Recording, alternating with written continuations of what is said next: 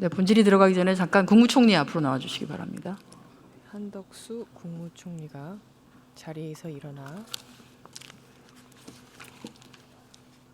이하경 국회 부의장에게 인사를 하는 답변자석에 아일랜드가 영국의 한 수백 년 동안 지배를 받았는데요. 그 중에도 1800년의 연합법에 따라서 120년 동안에는 직접 지배를 받았습니다. 마찬가지로 인도도 한 200년 동안 영국의 지배를 받았는데 그 중에서도 한 90년은 영국의 직접 지배를 받았습니다. 그러면 그 기간 동안에 아일랜드 사람들과 인도인들은 영국인이었나요? 제가 그 부분에 대해서는 큰 지식이 없습니다. 혹시 그러면 아일랜드 공직자나 인도 공직자 중에 그 당시 우리는 영국인이었다라고 주장하는 공직자를 보신 적은 있습니까? 그 부분도 제가 들어본 적은 없습니다. 네, 없습니다. 그러나 그렇지 않다고 얘기하는 사람도 못 들어봤어요. 없습니다.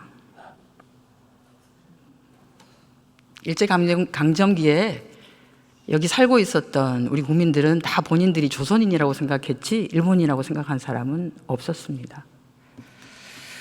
그런 얘기를 하는 공직자들은 부끄러운 줄 알아야 된다고 생각합니다.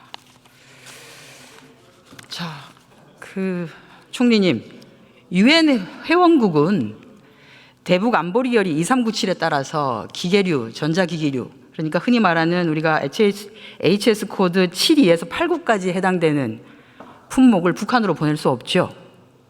네, 그런 제한 조항이 있는 것으로 알고 있습니다. 네, 좋습니다. 들어가셔도 좋습니다. 외교부 장관님 앞으로 나와주시기 바랍니다. 네, 한덕수 국무총리가 자리를 정돈하고 이하경 국회 부의장께 인사를 하고 자리로 돌아갑니다. 외교장 나왔습니다. 네. 그런데 대북 전단 살포 단체들이 USB, 단파 라디오, 달러 묶음 이런 대북 금수품들을 대북 전단을 빙자해서 북한으로 살포하고 있습니다. 혹시 정부는 이 같은 위반 행위에 대해서 조사를 하거나 제재를 가하거나 한 적이 있나요? 그런 부분은 유엔 대북제재위원회가 판단해야 될 문제라고 생각합니다. 한국에서는 전혀 판단하지 않습니까? 모든 제재에 관한 결의는 유엔 결의이기 때문에 거기에 대해서 제3자적인 판단을 대북 금수품이 아무런 제재 없이 북한으로 유입되고 있는데 제재를 안 하고 있다고요? 한국에서 북한으로 가고 있는데. 무슨 통상적인 유입 방법은 아니라고 생각됩니다. 전단을 살포하거나 풍선이 날아간다는 것들이 국제법에서 규율하고 있는 그런 통상적인 수단은 아니라고 생각합니다. 네, 자리 돌아가 주시고요. 통일부 장관 나와 주시기 바랍니다. 네, 조태열 외교부 장관이 자리로 돌아갑니다. 김영호 통일부 장관이 답변자석에 섰습니다. 네, 장관께서는 이 내용을 너무나 잘 알고 계시지 않습니까? 그렇습니다. 그렇죠? 저희가 외교부에 물었습니다. 왜 대북 금수품이 이렇게 북한으로 살포되고 있는데 외교부는 아무런 제재를 취하고 있지 않느냐라고 했더니 답변이 이렇게 왔습니다. 통일부로부터 별다른 요청이 없어서 아무런 조치를 취하지 못했습니다라고요. 알고 있는데도 아무런 조치를 취하지 않도록 했으면 그건 직무유기 아닌가요? 통일부로서는 유엔 안보리 2397호 제재와 관련된 그런 문제를 뭐라고 할까요? 정책적인 그런 아주 중요한 과제로 보고 있지는 않습니다. 그러면 장관님, 제가 확인을 하나 해보겠습니다. 그러면 대북 전단 딱지만 붙이면 자동차도 보내도 되고 휴대폰도 보내도 되고 뭐 이런 건가요? 그거는 이제 가정된 상황을 지금 아니요. 두고 그렇지 말씀드리기 않습니까? 때문에 제가 거기에 대해서 판단해. 그러면 지금 강화 같은 경우에는 쌀을 페트에 넣어서 쌀만 보내는 거 아닙니다. 돈도 보내고 USB도 보내고 이렇게 하죠. 그렇게 하는데 뭐 사실 페트는 별로 친환경적이지도 않죠. 그러면 뗏목에다가 아예 띄워서 거기다가 자동차 거기에 이제 전단을 좀 실는 거죠. 그죠? 그렇게 해서 보내면 되는 겁니까? 휴대폰도 가득. 휴대폰은 이번 파리 올림픽에서 HS 코드 예. 72에서 89에 해당되는 품목들입니다. USB, 라디오. 그 부분은 제가 보여드릴게요. 예. 더불어민주당 한정혜 의원이 시각 자료를 USB는 HS 코드 8523, 단파 라디오는 HS 코드 8543에 해당됩니다. 들어가셔도 좋습니다. 네, 국방부 장관 안 계시죠? 네, 차관 나와 주십시오. 국방부 차관 김선호 국방부 차관이 답변자석에 섰습니다. 이하경 국회 부의장에게 인사를 마치고 답변자석에 예, 섰습니다. 국방부 차관입니다. 네, 또 잘 아는 얘기 좀 하겠습니다. 예. 항공안전법 그리고 행정권한 위임 규정에 따라서 국방부 장관에게 위탁된 군 관할 공역 잘 아시죠? 예, 알고 있습니다. 네, 그렇습니다. 군 관할 공역 중에서 비행 금지 구역은 어떤 구역입니까? 그건 저희가 뭐 명칭으로는 P518 구역이라고 하는데 대략 지역으로 보면 경기 북부 지역이 거기에 해당이 되고 있습니다. 그렇습니다. 네. 안전보장, 국가 방위 등을 이유로 해서 비행을 금지하는 공역이죠. 비행을 금지하는 공역입니다. 지난 8월 달에 시행된 군 관할 공역 내 민간인 초경량 비행장치 비행 승인 안내서입니다. 이게 국방부에서 나왔습니다. 대한민국 국방부에서. 초경량 비행장치에 기구류가 들어갑니까? 예, 포함이 됩니다. 네, 들어갑니다. 기구류 들어갑니다. 그러면 기구류를 포함한 비행 금지 구역에서 비행을 하려고 하면 어디다가 승인을 받아야 됩니까? P518 구역 내에서는 현재 국토부에서 국방부 장관에게 그 권할 책임이 있기 때문에 국방부에 신고를 해야 됩니다. 그렇습니다. 그렇죠. 그러면 국방부는 한국 전술지대인 비행 금지 구역, 강화, 김포, 파주, 포천, 연천 등 지역에서 기구 비행을 통해서 대북 전단을 살포하는 행위에 대해서 승인을 해준 적이 있습니까? 승인을 해준 게 아니라 거기에서 살포하는 것을 국방부에 승인을 요청한 적이 없습니다. 승인을 요청한 적이 없어요. 그러면 왜 문제 제기를 하지 않습니까? 비행 금지 구역에서 마구잡이로 기구류를 통해서 비행을 하고 있는데. 그러한 전반적인 것에 대해서는 아마 그 관할 기역에 대한 군이 직접 해서 민간인이 날리고 있는 것에 대해서 군이 직접 개입해서 그것을 제재하거나 통제할 수 있는 권한이 군에는 없습니다. 따라서 그거에 대한 행위들은 아마 관할 구역의 경찰 조직이나 이런 조직들이 관여를 하게 되고 승인이 오게 되면 저희들은 그것에 가부 여부를 승인 신청이 오지 않았기 때문에 아무런 제재를 가할 수 없었다는 말씀이신 거죠? 저희가 승인이 오지 않는 것에 대해서 그 넓은 지역에서 어디서 어떻게 언제 이것을 운영할 것에 대해서 사전 예측하기가 어렵기 때문에 사전 차단이라는 것은 현실적으로 어렵습니다. 이 정도의 방위 태세면 대한민국 안전을 맡겨도 되는 겁니까? 어디서 무슨 일이 일어날지 모르는 상태인데. 대한민국의 안전과 어떤 방위하고는 전혀 다른 영역입니다. 아니, 뭐가 다릅니까? 제가 보니까 같은데요.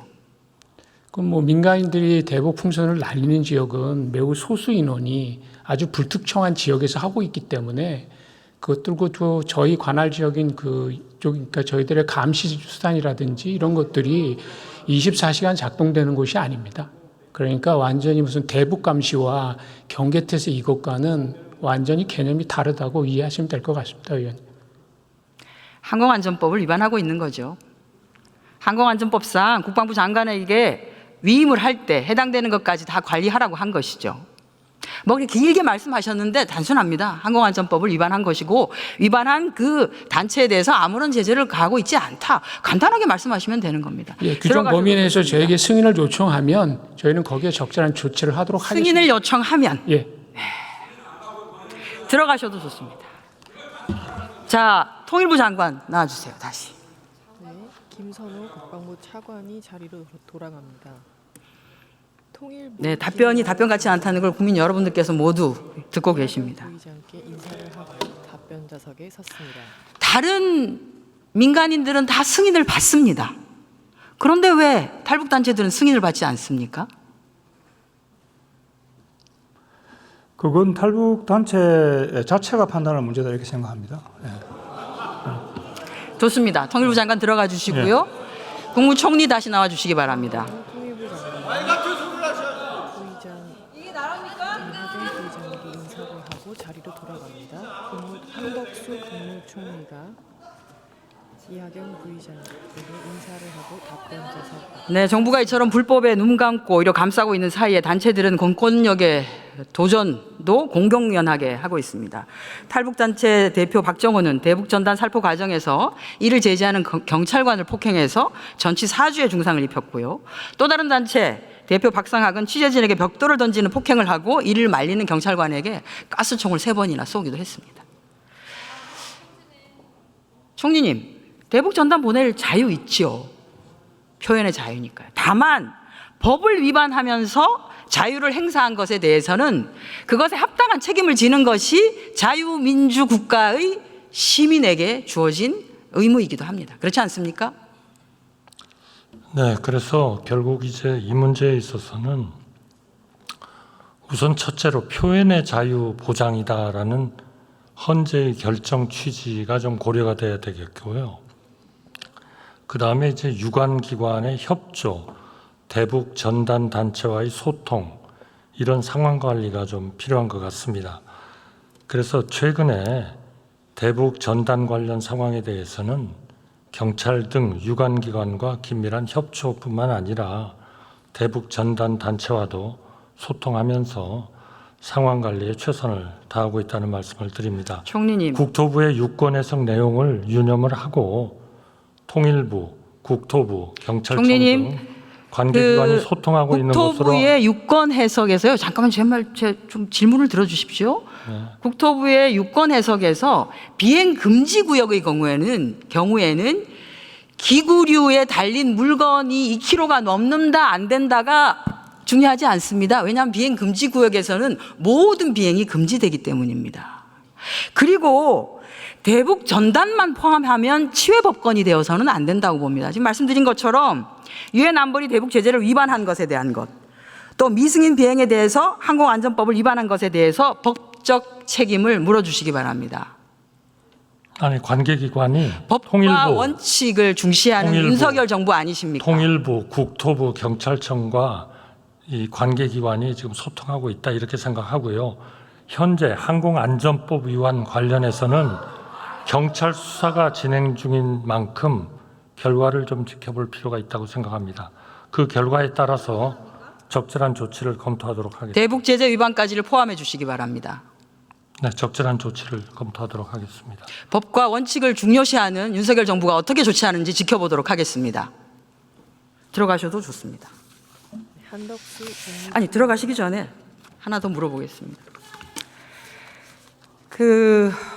정부가 일본 사도강산 등재 과정에서 강제동원, 강제노동 이것을 인정하지 않는 일본 정부에 대해서 제대로 대응하지 않는 이유가 무엇이냐라고 물었을 때 총리께서는 이미 군함도 때 있었던 것을 그대로 준용한다라고 답변하셨습니다. 다시 한번 간단히 설명을 해 주십시오. 제가 두 가지를 말씀드렸죠. 하나는 군함도의 그러한 일종의 건과 이번에 사도광산의 건은 굉장히 같은 체제를 가지고 있다는 겁니다. 결국 우리의 그 강제 동원에 관한 얘기고 거기에 대한 우리의 그 강제성을 좀 드러나게 전시해야 되는 문제가 있는 것이고 그리고 그거를 표현을 뭔가 해야 된다 하는 것이거든요. 근데 이제 필요하시면 외교부 장관으로 하여금 더 좀 말씀도 드리겠습니다만 기본적으로 거기에 대한 강제성, 이 문제는 이 두 건이 거의 같은 건이기 때문에 유네스코 유산의 등록이라는 2015년에 한 그 행위에 의해서 그 강제 노동에 대한 그러한 그 인식은 확보가 됐다. 저희는 그렇게 생각하는 거고요. 그때 확보가 안 된 게 뭐냐? 일종의 전시를 제대로 해가지고 사람들 하여금 알리는 거였는데 그거를 도쿄에다가 갖다가 전시관을 만들어 놓고 실제로 전시도 별로 안 했습니다. 당초에 약속했던 거를 하나도 못 지킨 거거든요.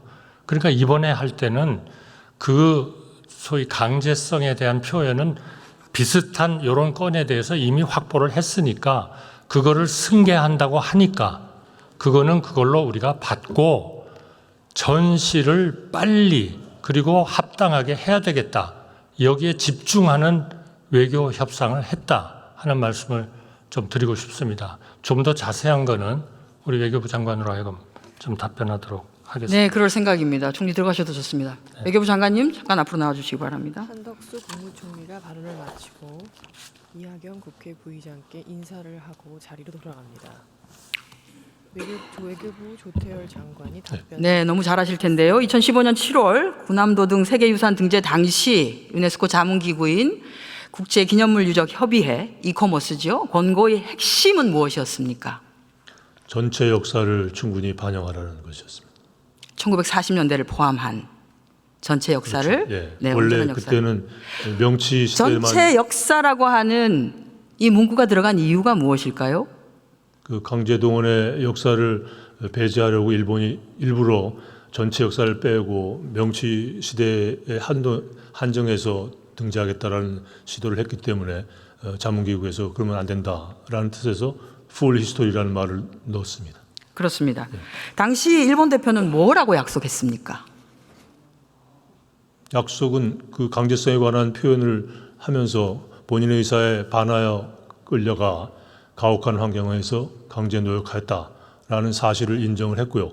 그것을 전시물로 표현을 하겠다고 해놓고 뒷부분은 약속을 지키지 않았습니다. 네, 정확하게는 1940년대 일부 시설에서 수많은 한국인과 여타 국민이 본인의 의사에 반하여 동원되어 가혹한 조건 하에서 강제로 노역하였고 희생자를 기리기 위한 정보센터 설치 등 조치를 취하겠다라는 네. 말을 했습니다.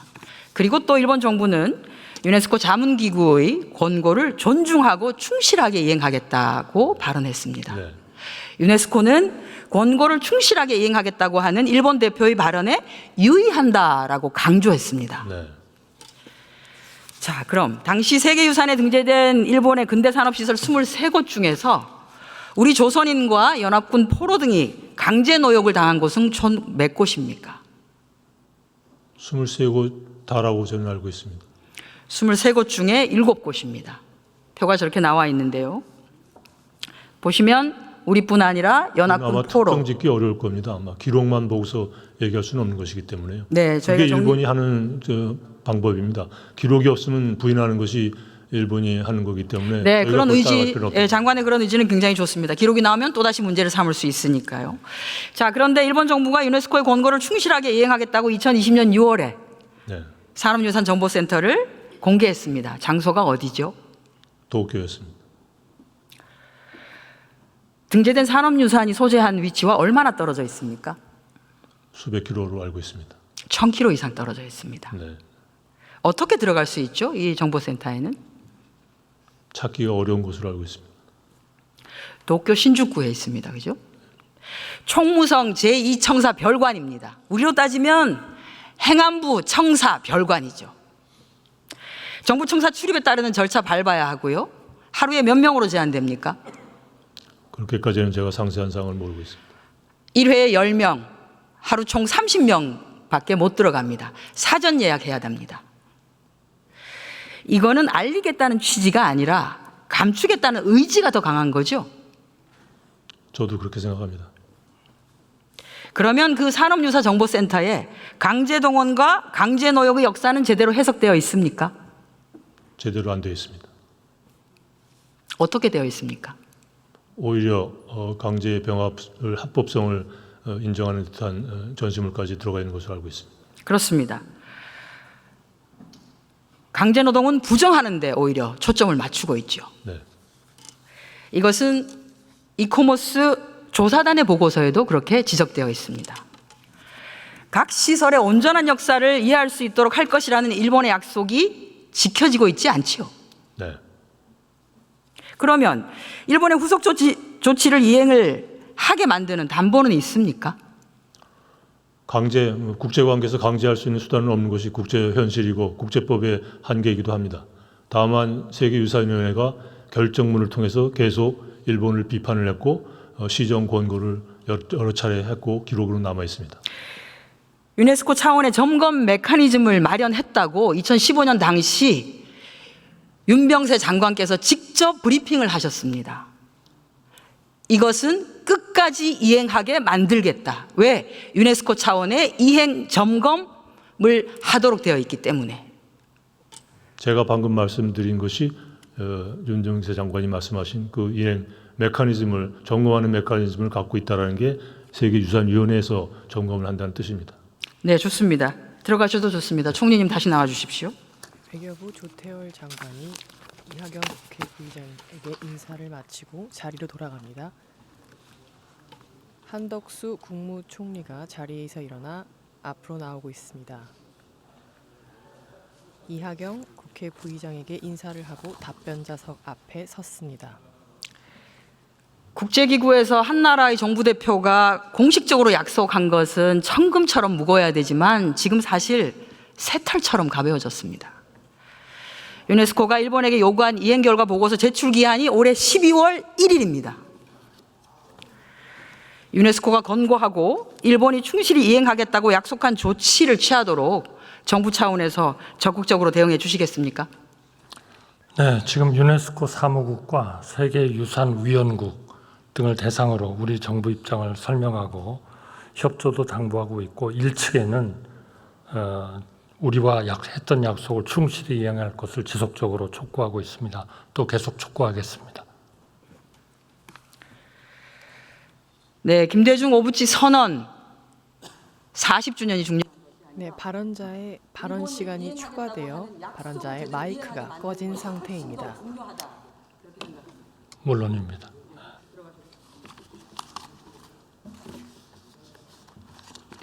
네, 더불어민주당 한정애 의원이 단상의 위치를 다시 의원석으로 향하게 하고 있습니다. 한덕수 국무총리는 발언을 마치고 자리로 돌아갔습니다.